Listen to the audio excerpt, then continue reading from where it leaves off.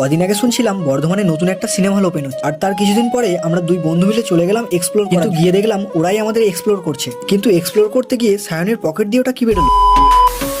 প্রথমেই বলে রাখি, আমরা সিনেমা হল ওপেন হওয়ার 2-3 দিন পর গিয়েছিলাম, তাও আবার একটা অ্যানিমে মুভি দেখে, যার নামটা আমি বলছি না। পোস্টারটা দেখে তোমরাই কমেন্ট করে বলো যে মুভিটার নাম কি, দেখি কে কে বলতে পারো মুভিটার নাম। আমরা দুজনে জৌরাম স্টেশন থেকে ট্রেন ধরে সোজা চলে গিয়েছিলাম বর্ধমান স্টেশন, আর সেখান থেকে গাড়ি করে চলে গিয়েছিলাম SBF সিনেমা হল। সিনেমা হলের সামনে গিয়েই দেখি দেব ঘোড়ায় বসে আমাদের আনতে যাচ্ছে, কিন্তু আমরা তো আগেই চলে এসেছি। এরপর নিজের বক্তব্য রাখতে গিয়ে দেখলাম সায়ন দেবের সঙ্গে তার মুভি নিয়ে আলোচনা করছে, তাই আলোচনার মাঝে আমি একটু মুখ গলিয়ে রাখলাম। নাক গলায়নি, তবে মুখ গলিয়েছি। আলোচনা সবার শেষ হলে সায়ন তার হারিয়ে যাওয়া কনফিডেন্ট ফিরে পেয়ে সোজা চলে যায় বিল্ডিং এর ভিতরে, আর সেখানে গিয়ে লিফটে হাত দিতে লেখা উঠলো জি। কিন্তু এর মানেটা কি? তার মানে কি प्यारी समझ गई।